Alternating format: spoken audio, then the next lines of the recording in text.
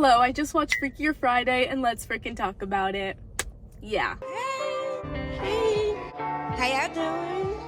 So let me first start off by saying that I, like many other people, absolutely adore the original version of this movie. Adore it. Grew up with it. You know, when it's like, oh, I want a nostalgic movie, I want to feel a little nostalgic, let me put on Freaky Friday. It's a perfect movie. I love her. Also, immediately shamelessly promoting the Lindsay Lohan video I did like a few months ago. I think it was like January? I think it was like January, actually. Shamelessly promoting that because I talked about Freaky Friday and all the other Lindsay Lohan 2000 Cinematic Universe movies, the ones we know and love. Just need to quickly plug that because that all those movies also fall into the nostalgic factor. But Freaky Friday, especially, obviously, since I'm talking about Freakier Friday, I want to specifically talk about Freaky Friday, the OG, the original. And yes, I, like many other people, did in fact love that OG version, love her nostalgic movie. Still holds up to this day. It's perfect. And did I personally think that a sequel for that movie was needed? Absolutely not. Absolutely not. We could have just left her as she was. She was perfect as she was. We didn't need a follow-up. We didn't need a remake. We didn't need to do it again. We didn't need that. We didn't. We simply didn't. But me ranting about the cash grab that is unnecessary sequels and live action remakes and Hollywood, like spending all money on remaking things because it's a cash grab because they want to make money easily. It's like, oh, obviously it's such an easy way to make money is to make a sequel to a movie that everybody loved or to make a live action remake to a movie that everybody loved. Me ranting about how like soulless Hollywood is when it comes to like not creating original content and like recycling old content because of just like how easy it is to make money from it.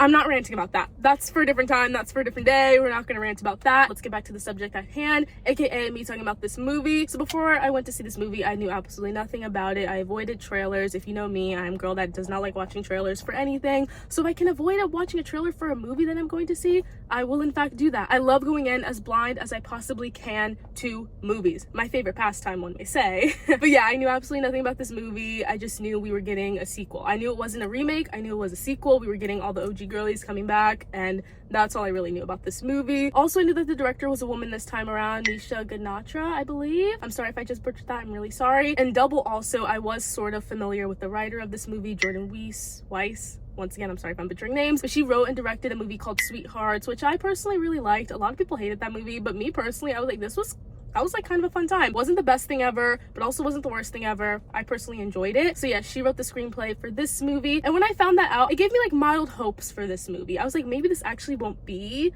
absolutely terrible and horrible. I don't know. I trusted her and I was like, maybe this could actually be okay. At least like the writing of it, maybe that could be okay. Performances, direction, that's a whole other story, whatever. But like writing wise, before I went into this movie, I was like, maybe this could be all right because I actually like something else that this writer has done before. You get what I mean? Yes, I hope you're nodding your head yes. Okay, now with all that precursor, prelude, introductory stuff out of the way, let's get into the nitty gritty, the most important part of this video, aka my thoughts on the movie.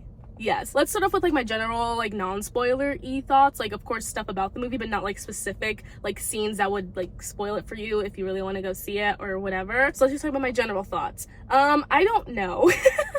I don't know how I feel about her. It's really weird being a 24-year-old woman watching a movie that is like for kids, and I'm like, okay, but like maybe I wasn't supposed to like it. Maybe I wasn't supposed to like be groundbroken by it. But then I'm like thinking, okay, but when the original movie came out, that was also like a kid's movie and I absolutely loved it. And obviously I was a kid when I watched the original movie, so of course I absolutely loved it. But then I'm thinking about like now, like I said, that movie still holds up to this day and it's still so perfect. Even in my 24-year-old brain, I'm still like, oh, Freaky Friday doesn't feel like a kid's movie. It's perfect to me. But then I'm like, maybe that's the nostalgia factor of it. Of course it'll still feel good to me, but then I'm doubly like there's a lot going on in here, but then I'm doubly like, no, if a movie that I liked as a kid is bad to me now, like it will be bad to me now. And like Freaky Friday is not a movie that's like bad to me now. There's many movies that I liked as a kid that I'm like, oh, this is really bad to me now. Many movies fall under that. Freaky Friday is not one of them. So I'm like, okay, it's just a good movie through and through. So the fact that I'm thinking of this movie, Freakier Friday, and I'm like, maybe I'm just not, like if I was 12, would I like this? If I was 12, would I thought this was like a groundbreaking, awesome movie? Not groundbreaking, but an awesome movie? Maybe. But then I kind of hate doing that because like a good movie's a good movie, like blah, blah, blah, you know what I mean?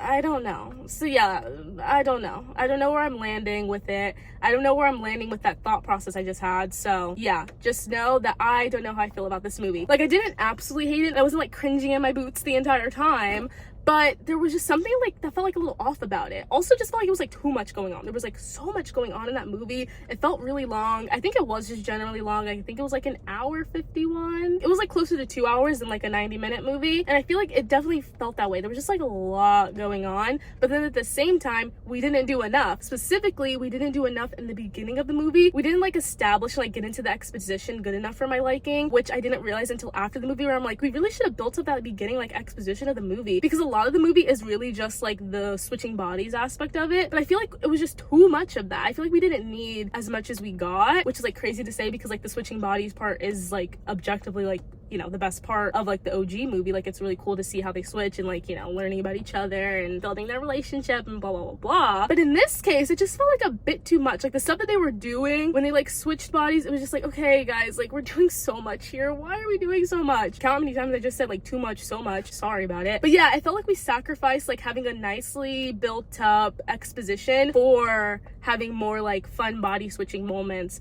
But I'm like, well, we should have built up the exposition. Also, I really wish that Lindsay Lohan's character, Anna, and then Manny Jacinto's character, Eric, I believe his name was, I wish they were like already in an established relationship at the start of the movie. We literally see their meet cute and we see how their relationship develops, and it's literally just like a montage of like, they're so happy and in love, now they're getting married. And I'm like, what? Why do we have to rush that? Like, why couldn't we have built it? It just felt really weird how quickly they got together and like how suddenly it's like they just met, now they're getting married, and like months did pass. Like it did show like months passing or whatever, like in a little montagey scene, but it just felt like kind of like cop-outy. I don't even know if that's the right word, but it just felt like it just felt like kind of like a cop-out, like, oh, we wanted to like rush this relationship so we can get to the good stuff. But I'm like, why couldn't they have already just been in an established relationship and like the girls hate each other? Because like that's, if you don't know the movie, it's like Lindsay's character starts dating Manny Jacinto's character, and then they both have a daughter, and like the daughters hate each other, and that's the movie. And that's generally the plot. The daughters hate each other and they don't want their parents to get married. But like at the beginning of the movie, it's established that the daughters already hate each other. The parents don't even know each other yet. And then like the daughters get into like a little fight in school or something. The parents have to come in to like the principal's office or whatever. And that's when they have the little meet cute moment. And that's when they like get together. And obviously the daughters hate each other. So even like their parents dating, it's like, blah, we hate this, blah, blah, blah, blah, blah. I just wish that they had already been together, because that would have made it make a bit more sense to me. Yeah. Me not knowing where else to go with that statement, because my brain is just like, my brain is dead a little bit. But yeah, I wish they were just like I wish they were just already in an established relationship. That's all I really want to say on that, and I hope I kind of explained that well. I probably didn't, and I'm sorry about it, but my brain's running low, and maybe editing me will jump in and say some things that she needs to say. Who knows? We'll see. But yeah, that's my general like thought on the movie. We did a bit too much. I wish we had more exposition. I wish we had more build up. I wish we just like knew about these characters and like where they were currently more than what we got, if that makes sense. Like we just like were thrown into it, and I'm like, okay, let's talk about what Anna's job is, because her being like a music, I don't even know what her job is. Like she was a manager for an artist, but then I'm like, wait, was she also a music producer? But then I'm like, what? I don't know. Her job involved music, and that made sense. But then it's like her band, and she left her band that we like saw in the original one, but they didn't really explain like why she left her band. And it's like, oh, because she wanted to become a mom, that's why she left it. But it was like kind of a lot of like reading between the lines, like, oh, she left the band because she became a mom. She wanted to become a mom. Also the mom situation, we didn't really talk about that. So like basically it was like a sperm donor situation. They didn't really explicitly say that, but I guess we're just like, once again, reading between the lines and assuming that. Oh, a person just pulled up right next to me. Literal freakazoid. That's crazy. Hold on.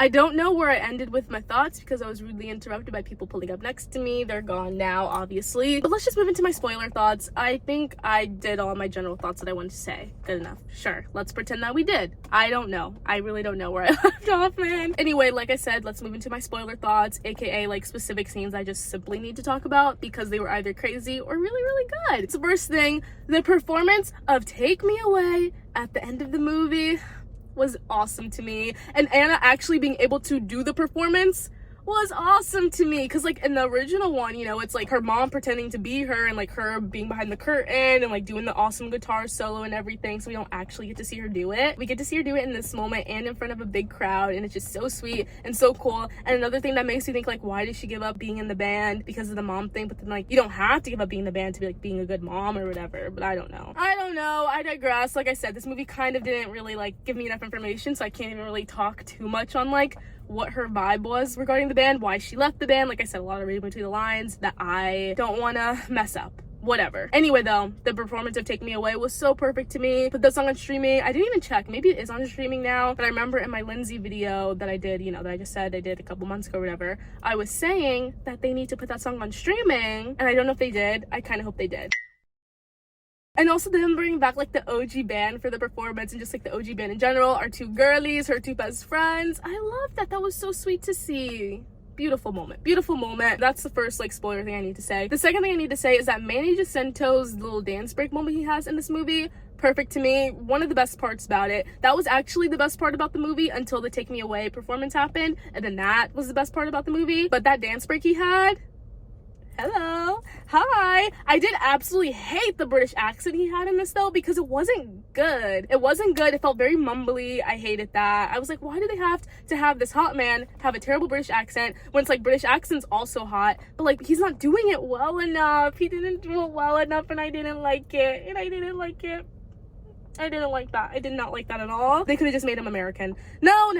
I don't mean American, because I get like the point of like having him be from another country, because that adds like some tension to it. Like, oh, should we move back to our other country, or should we stay here in LA? Blah, blah, blah. Like, I get that. Make him from another country, but we didn't have to make him British, and we didn't need him to have an accent. He could have just had his voice. And there was a lot of like, you could tell there was like some ADR on like some of his moments and scenes because of how mumbly the British accent was. I'm like, there's so ADR right here. They definitely like dubbed over and like had to go back in there, because in the moment you could not hear this man because it was so mumbly. Ugh, I digress though. Manny Jacinto, I love you. If he's done bad things, I retract that statement. If he's not, I love you, Manny Jacinto. As far as I know, you're a cool dude.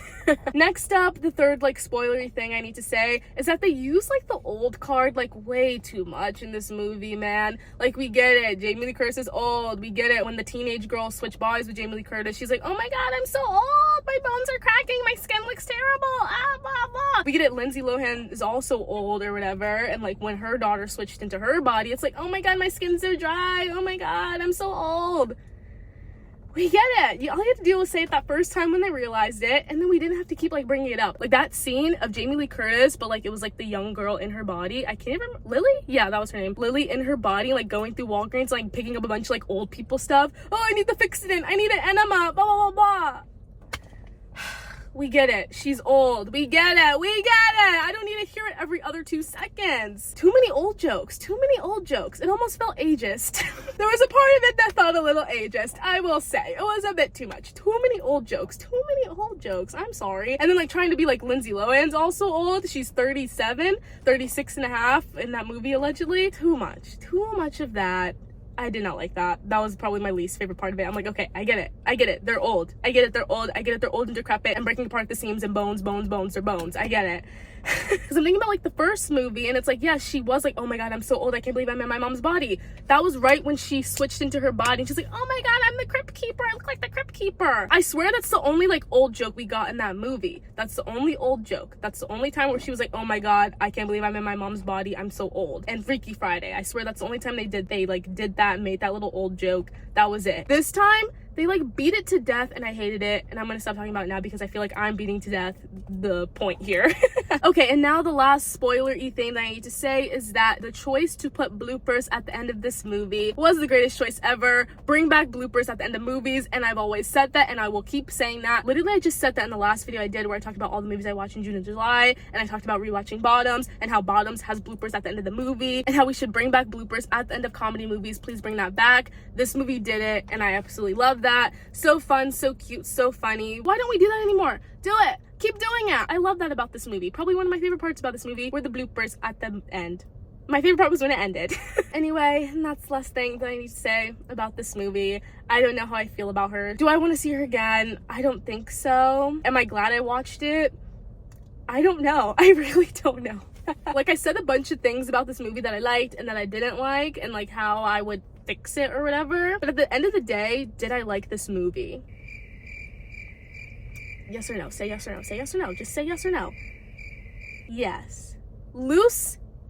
Yes. You know what? I will say this wasn't absolutely terrible. This was not absolutely terrible. And I'm glad kids these days can have this. You know, like when I was a kid, I had Freaky Friday. I'm glad that kids can have Freakier Friday. Obviously, they should have Freaky Friday. We should just keep that in the rotation, obviously. But I will also say that I'm glad that they will also get Freakier Friday. I'm glad that a 10-year-old will be able to go into that movie and watch it and be like, this is so fun. I don't know what I'm saying. I'm glad kids get to have this. I think that's where I'm getting, I think that's where I'm getting at. I think that's where I'm trying to go with that. I'm glad kids can have this. Yes, and that is all I need to say. That's all I need to say. I'm gonna go now. I have nothing else to say. No words that need to be spoken from my mouth right now. Thank you. Bye-bye now. Bye.